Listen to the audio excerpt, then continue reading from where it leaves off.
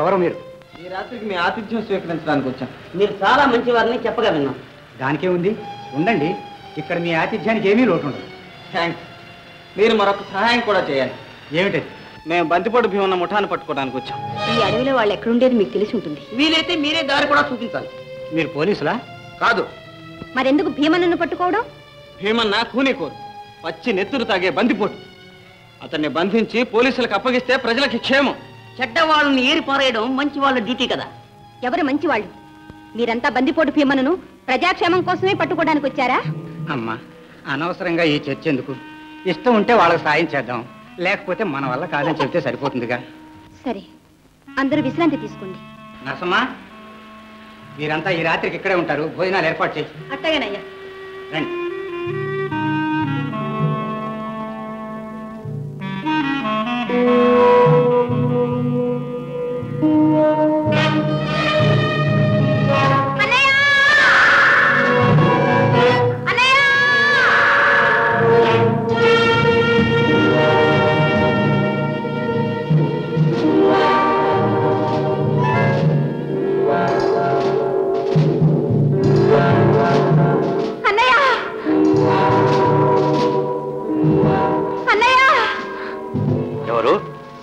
మాలతి, అన్నయ్య, అన్నయ్య. ఏమిటమ్మా అర్థాతప్పుడు వచ్చావు? ప్రమాదం అన్నయ్య. ప్రమాదమా? ఎవరికి? నీ బిడ్డ కులాసగా ఉన్నాడా? వాడికి అన్నయ్య. వాడు సుఖంగా ఉన్నాడు. పోన్లేమ్మా, వాడు చూసి చాలా రోజులైంది. ఒక్కసారి చూడాలనుంది. ఏం చేస్తున్నాడమ్మా? తాత మిసాలు బట్టలు లాగుతున్నాడా? అబ్బబ్బా, వాడి సంగతి ఎందుకన్నయ్య? ప్రమాదం వచ్చింది నీకు. నాకా? ఇప్పుడా? నా బ్రతుకంతా ప్రమాదాలే కదమ్మా. సరే, నన్ను పట్టుకోవడానికి వచ్చిన ముఠ నీకంట పడ్డారా? నీకెలా తెలుసన్నయ్యా? వాళ్ళు మా ఇంట్లోనే మకాం వేశారు. చాలా మంది ఉన్నారన్నయ్యా. ఎంతమంది ఉంటే నన్నేం చేస్తారమ్మా? నువ్వు అనవసరంగా కంగారు పడి ఇంత దూరం వచ్చావు గాని దారిలో నీకు ఏదైనా ప్రమాదం జరిగి ఉంటే పదమ్మా. చూసావమ్మా ఎంత ప్రమాదం తప్పిందో? బేవకూఫ్. పదమ్మా.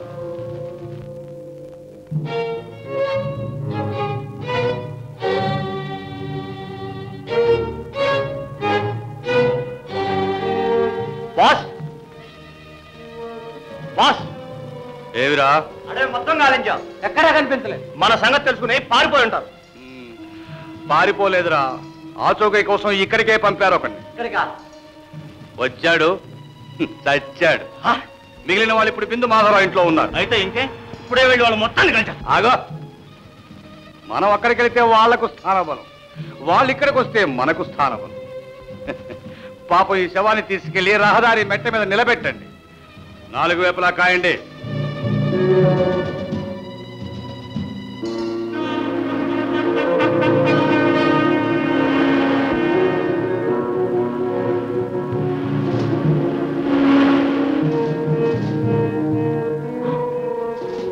రోడ్ క్లోజ్ రా. Hands up.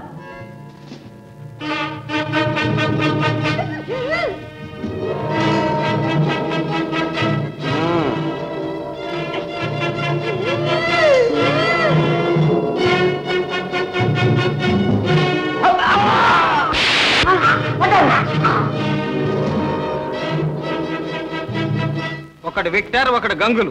భీమన్న పునాది రాళ్లలో 2 కదిలిపోయాయి. పదండి పదం. పదండి. ఏం చెప్పాలి? ఏమిటనుకుంటున్నారు బాస్? మన వాడి దెబ్బకు తడిసి పారిపోతున్నారు. లేదురా జోగులు, జీప్ శబ్దం ఇటేపే వస్తుంది.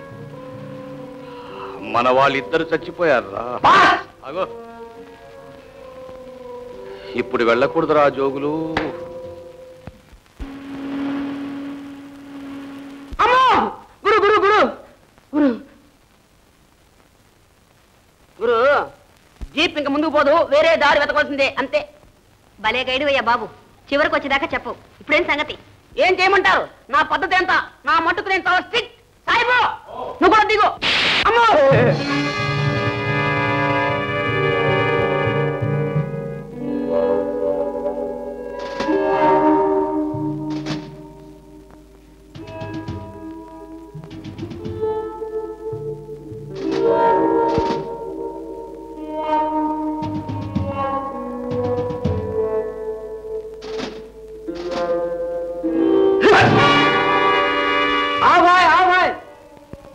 సరిచేయి.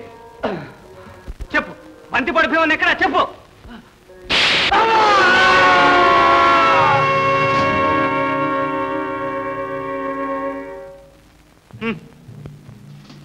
మూడో స్తంభం కూడా కూలిపోయింది. ఇంకా మిగిలింది భీమన్న, అతని కుడిభుజం జోగులు. పదండి.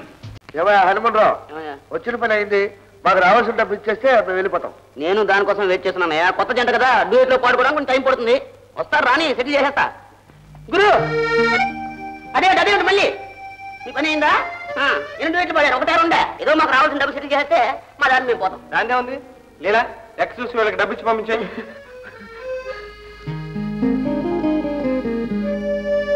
ఏముంది, ఏ రోజు స్కూల్ ఆ రోజు తీసుకున్నాం. ఇకపోతే 2 సార్లు కత్తి విసిరింది రావాలి. అంటే 200 రూపాయలు రావాలన్నమాట. అరే నాకు ఒక్కసారి నరం కొట్టింది, 100 రావాలా? వస్తుంది చేతి. నానా అర్థమైంది నానా, నీకు 100 రూపాయలు రావాలి కదా. వస్తుంది. చూడండి, నా సంగతి మీకు తెలుసు కదా, నాకు 1000 రూపాయలు రావాలి. డబ్బు విషయంలో నేను చాలా స్ట్రిక్ట్ కాదు, స్ట్రిక్ట్. అందుకనే నేను ముందర తీసుకోలేదు. ఇందులో 400 తక్కువైందే.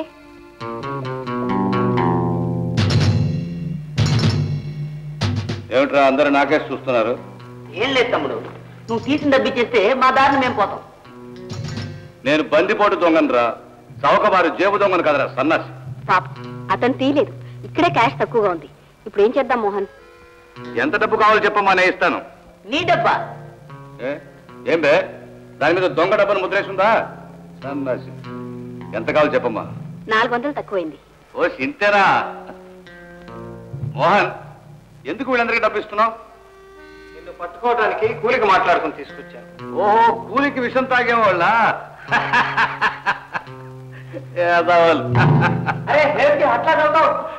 అరే వేసాడ్రా, మీ అందరికి బ్రహ్మాండమైన టోపీ వేసాడ్రా.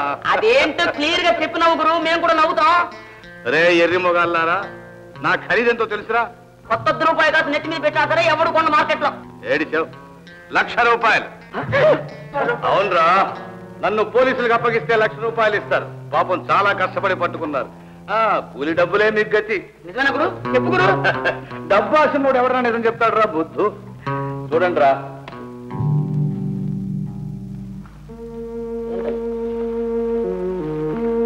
చదువు. బందిపోటు భీమన్న ఎవడాడు? చదవే. చదువుతుంది. బందిపోటు భీమన్న 20 ఏళ్ల నుంచి పోలీసులకి దొరకకుండా తప్పించుకుంటున్న దోపిడీ దొంగ. ఇతన్ని గాని ఇతడి శవాన్ని గాని పట్టించిన వారికి ప్రభుత్వం 1,00,000 రూపాయలు బహుమతి ఇస్తుంది. అంత లాభం ఉంది కాబట్టే పెట్టుబడి పెట్టాడు. ఇప్పుడు అర్థమైందిరా సన్నాసులారా? ఏ హ్యాండ్ ఇచ్చావు? చదువు రాని వాళ్ళని మోసం చేస్తావా? అరే అసలుకి దొంగ నీకే ఉంది, నీకి నరం కొట్టాలి. ఏదో అన్నగారు మంచివాడు కాబట్టి ఇప్పుడు చెప్పారు, లేకపోతే మా పంపే ముంచేసేవాడు. కక్కుర్తి పడ్డాను కదయ్యా, న్యాయం నేర్చుకో. మా అందరికి సమాన వాటాలు పంచిపెట్టు, అది న్యాయం. ఏమన్నగారు, అదేనా న్యాయం? అదే న్యాయం మోహన్. 5గురికి వాటా పంచిచ్చే. మరి నా వాటా? నీకు కూడా వాటా ఇవ్వాల్సిందే. ఏ వాటాలు ఎలా పంచినా నాకు 50,000 రూపాయలు కావాలి. వాటి కోసమే నిన్ను పట్టుకున్నాను. అయితే మీ ఇద్దరు కలిసి 50,000 తీసుకోండి. మిగతా 4 వాటాలు 4గురికి పంచిచ్చే.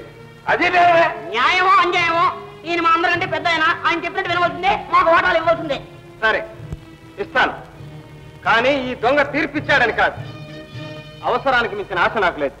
నాకు 50,000 చాలు. మిగతా 50,000 మీరంతా పంచుకోండి. ఈ జ్ఞానం ముందే ఉండవలసింది మోహన్. నువ్వే గింజుకుంటావు. ఓ నిజం బయట పెట్టాన్ని కోపంగా ఉందా? నువ్వు కోప్పడి కూడా ఏం లాభం లేదు. ఇప్పుడు నా పేరు భీమన్న కాదు, డబ్బు 1,00,000 రూపాయలు. భగవంతుడు మంచిగా బ్రతకమని మనిషిని సృష్టించాడు. మనిషి తాను సృష్టించిన డబ్బుకు తానే బానిసయ్యాడు. ఇప్పుడు ఈ డబ్బు ప్రాణంతో నడుస్తుంది, నడిపిస్తుంది, మాట్లాడిస్తుంది.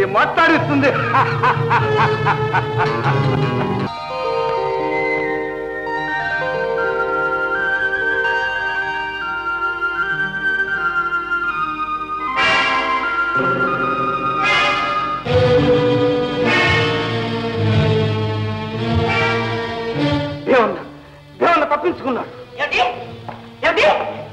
తప్పించుకున్నాడా? జీప్ కూడా కనిపించడం లేదా? ఏం నాటకాలు రాడు నాన్న, డ్రామా కూడా ఆడేస్తున్నావే. డ్రామా ఏమిటయ్యా? భీమన్ ఎలా తప్పించుకున్నాడా నేను ఆలోచిస్తుంటే. భీమన్న తప్పించుకున్నాడా, నువ్వు తప్పించావా?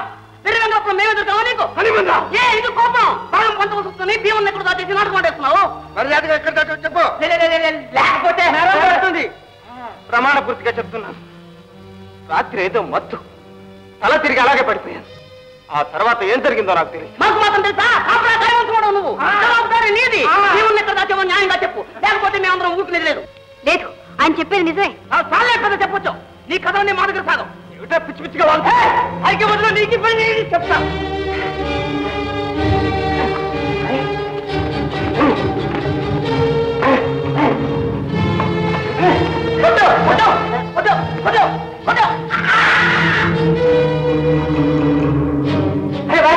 నీకే తగ్గింది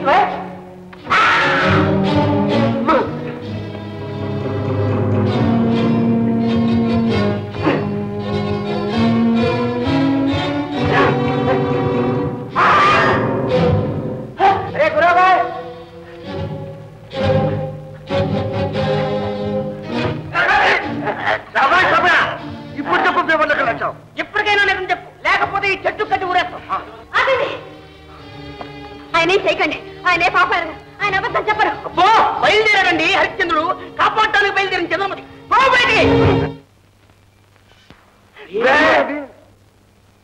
మంచి వాళ్ళకైనా చెడ్డ వాళ్ళకైనా ఊరికనే డబ్బు వస్తే ఉరికంపమే గతి. వదిలేయండి వాడిని, వాడికి ఏమీ తెలియదు. నేనే స్వయంగా తప్పించుకు పారిపోయాను.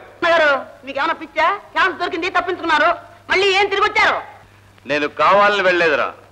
నేను వెళ్ళకపోతే ఈ పక్క ఊళ్ళో ఒక పేదవాడి కూతురు పెళ్లి ఆగిపోతుంది, అందుకని వెళ్ళాను నాయన. ఏ బందిపోడు దొంగ వచ్చి ఆశీర్వదిస్తే తప్ప పెళ్లి చేసుకున్నాడా పిచ్చి పెళ్లి కొడుకు అది కాదురా బుద్ధు. పెళ్లి ఖర్చుల కోసం 1000 రూపాయలు ఇస్తానని మాట ఇచ్చాను. నా మాట మీద ఆధారపడి లగ్నం కూడా పెట్టుకున్నారు వాళ్ళు. ఇది సంగతి అని చెప్తే వెళ్ళనిస్తారా మీరు? డబ్బు కోసం పడి తెచ్చే సన్నాసులారా, మనుషుల నిజాయితీ మీద ఇంకా నమ్మకం ఉందా మీకు? అందుకే మీకు చెప్పకుండా వెళ్ళి పెళ్లి పూర్తి చేసి వచ్చాను. వచ్చేలోగా కుక్కలు కాట్లాడుకుంటున్నారు పూర్తి నాయాల. ఏదో బుద్ధి తక్కువైపోయిందిలే గురు బుద్ధి తక్కువ కూడా ఒక హద్దు ఉంది. ఇంతకాలం ఎంత ఆదరించానో మర్చిపోయి క్షణంలో నా ప్రాణం తీయడానికి కూడా సిద్ధమయ్యాడు. క్షమించు గురు పొరపాటు అయిపోయింది దాని కడుపు కాల డబ్బట్టాంటిది అలా చేస్తుంది ఏం చేస్తాం మనం మానవ మాత్రం మాత్రమే సర్లే బయలుదేరండి. అలాగే బయలుదేరండి